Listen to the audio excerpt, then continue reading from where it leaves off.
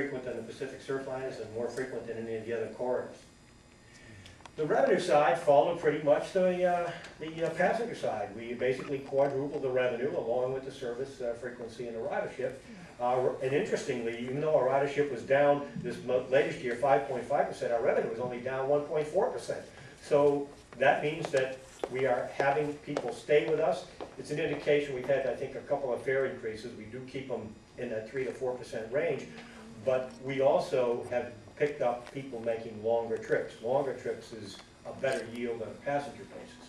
Our operating ratio, if you take a look, when I came here, it was actually 29.8% in that 97, 98 period.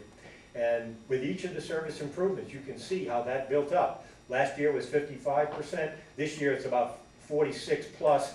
That was largely due to the fact that they budgeted more for the growth in ridership, which didn't materialize, plus the Amtrak labor agreements. We pay a share across the state, and actually across the country, of those labor agreements because they didn't exist for about 7 years. So we're not at all disappointed with where we are in our operating ratio. But the most interesting one is the level of public subsidy. How much money do you have to put into this puppy? Well, take a look at the numbers. The blue numbers are how much state money, that's the subsidy money that goes into it. And when we went from the 7 to 9 trains, that 14 to 18, you saw a jump from 19 to 21 million. And that was to run 18 trains. Well, take a look at that number all across the board. Basically, we kept increasing the service, and who was paying for that? The riders were paying for it. It was self-financed, because once you got up to that level of frequency and your people have choices and the ability to travel, we could generate we could generate more revenue than we would be able to generate in cost to actually run the service.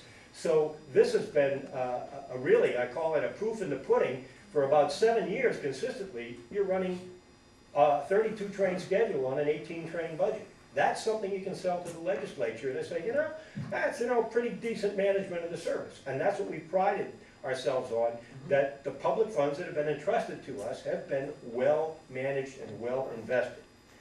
Our unit cost trends, this is the other side. How much does it cost to move a passenger a mile? Well, when we came here, it was 33 cents to move a passenger. That's the subsidy cost. Well, it's now down to 18 cents, and I can tell you, if we had more rolling stock to run longer trains, we could push that down to anywhere from 12 to 13 cents in terms of subsidy. That stands up to any system anywhere.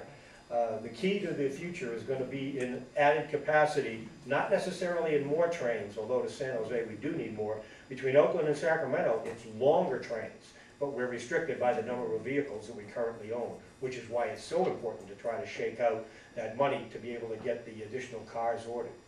Our on-time performance, I call this the final frontier, like Star Trek, you got everything else in line. What's the last thing?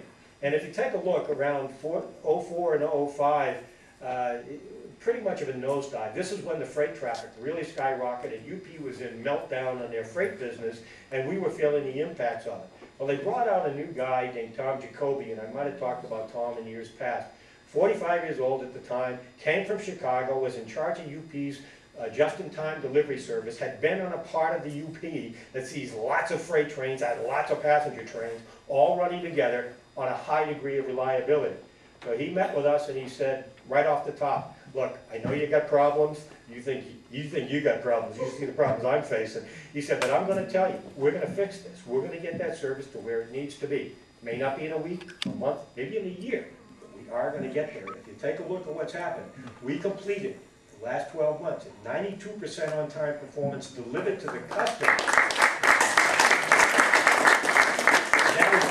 On-time performance in the entire Amtrak system, with the exception of the once-a-day Pennsylvanian that was at 96, but it's about 5 percentage points higher than the premier Acela Express service on Amtrak.